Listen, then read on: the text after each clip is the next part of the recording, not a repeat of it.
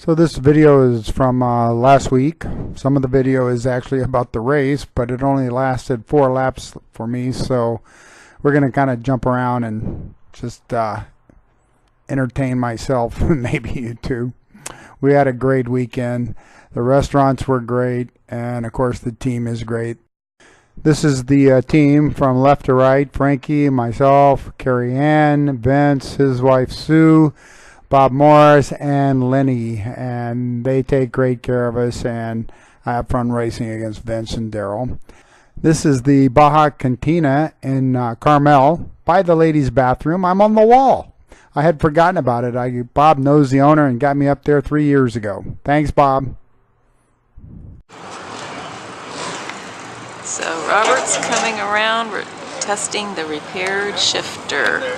Somewhere he's coming. Where is he? Let's see. I know I just saw him. Where are you? I hear you. Oh, I hear you. Come on. Where are you? Oh, there he is. He's all the way over there. Where is he now? Jesus Christ. Where is he? Oh, there he is. There.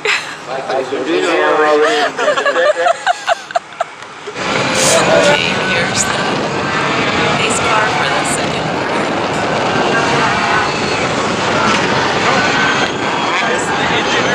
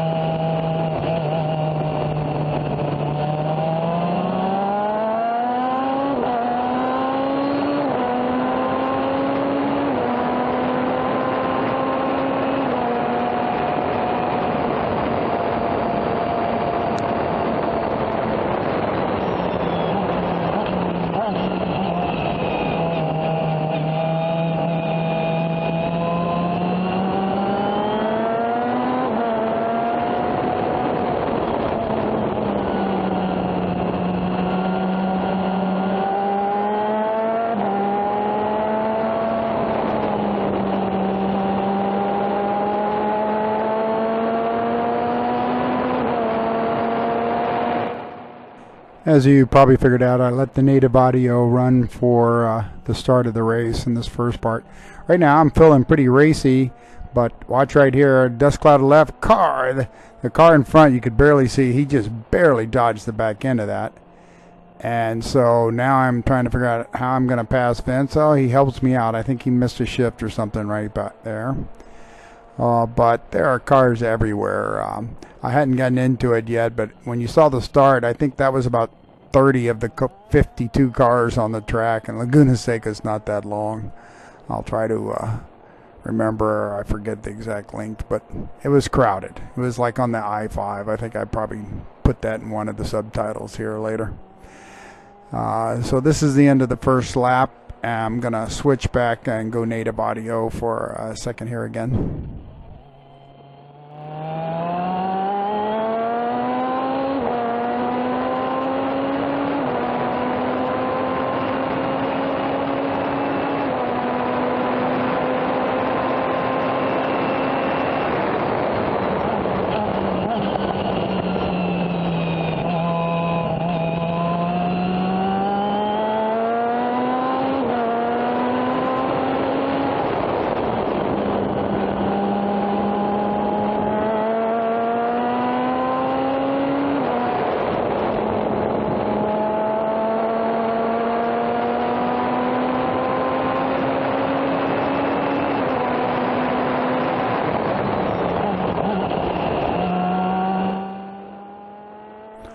Turn 5, second lap, and a yellow flag for him off track there. And since he's still kind of on the track, I'm betting they're going to go full course yellow pretty soon, but that was only single, so still trying to catch up to these guys. It looks like I'm doing a good job at it, but once we get up there, you'll see it's just mostly traffic.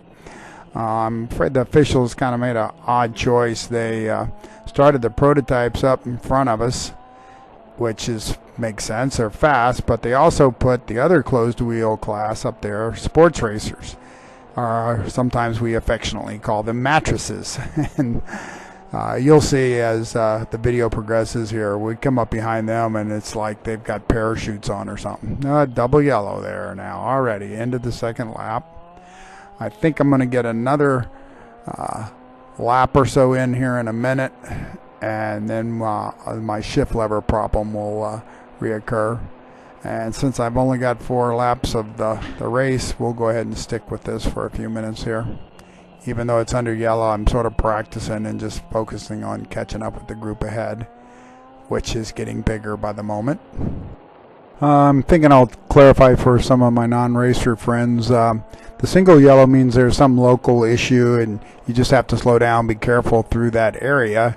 The double yellow is the full course yellow and means that there's no passing at all and that everybody races like heck to catch up with the leaders in front of them for the restart, but with no passing. And on my left here you can see why there's a double yellow and why they've got the emergency vehicles on track and all, which it can be pretty dangerous, of course.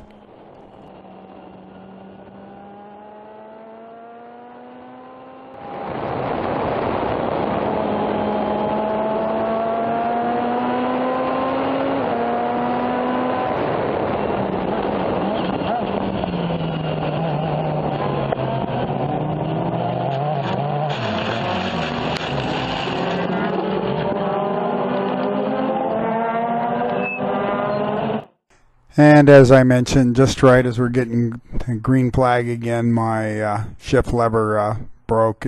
I didn't tear it all the way off, but it quit working.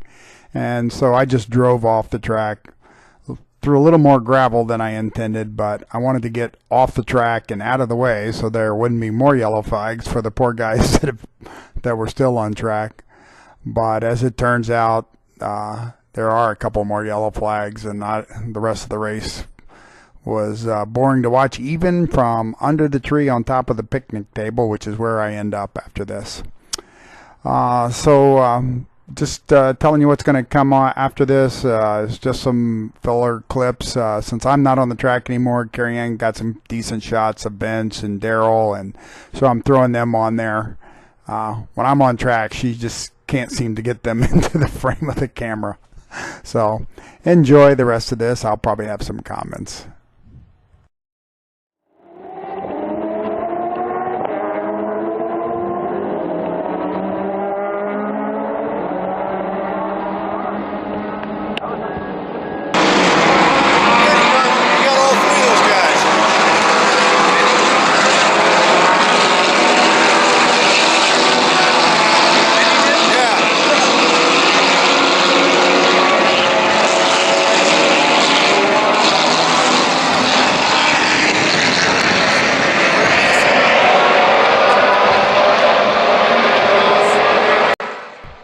You can see Vince and that silver and black car on the outside there behind the bright green shingle.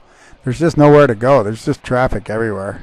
It was the same way Saturday, and he's about to get his nose chopped off there. He smartly stays out of it.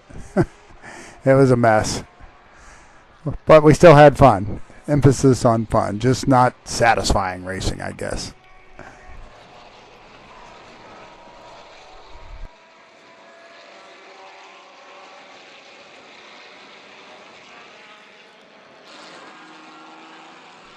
So I think this is Daryl's car. He gets, for some reason, his car is hard to identify from the stands. And as you can probably tell from these shots, my poor wife is shooting from the top of the mountain at Mazda Raceway up above the corkscrew. And she's sprinting from one side of the corkscrew to the other so she can get shots here downhill up turns 2 through 5 or so. And then she sprints back up the hill and tries to shoot shots through the corkscrew. So all of us should thank her for all of her track work at the track. Oh, that sounded funny.